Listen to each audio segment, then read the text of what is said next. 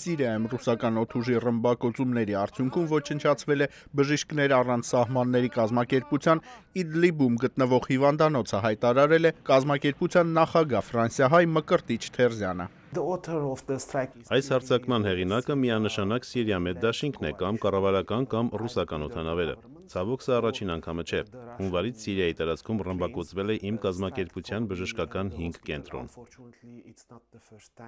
Թերզյանի խոսքով հիվանդանոցի վրա արձակված 4 հրթիռները ամբողջովին ոչնչացրել են հիվանդանոցը։ Նրա խոսքով սխալ լինել չէր կարող, հիվանդանոցի վրա հրթիռներն արձակվել են գիտակցված։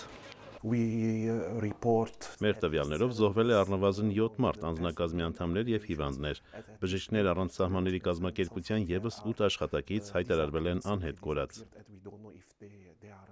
Բժիշկներ առանց սահմանների կազմակերպության տվյալներով Իդլիբում հիվանդանոցի ռմբակոծման արդյունքում առանց բժշկական օգնության է մնացել շրջակայքում բնակվող ավելի քան 40,000 մարդ։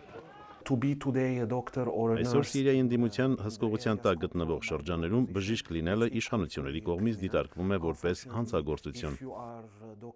Ստեղծված իրավիճակում Միացյալ Նահանգները շարունակում է Մերձավոր Արևելքում խաղաղության հաստատմանն ու մարդասիրական աղետից խուսափելուն ուղղված ջանքերը։ Այսպես ԱՄՆ-ի փոխնախագահ Ջո Բայդենը Սիրիայի հյուսիսային շրջաններում ծանր իրավիճակի կարգավորման ուղիներն է վերջերս քննարկել Թուրքիայի վարչապետի հետ հեռախոսազրույցում։ Բայդենը կոչ է արել թուրքական կողմին դադարեցնել Սիրիայի քրդերի դիրքերի ռմբակոծումները և շարունակել միասնական պայքարը Դաեշի ահաբեկիչների դեմ։ Արման Թարջիմանյան, Ամերիկայի ձայն, Վաշինգտոնից։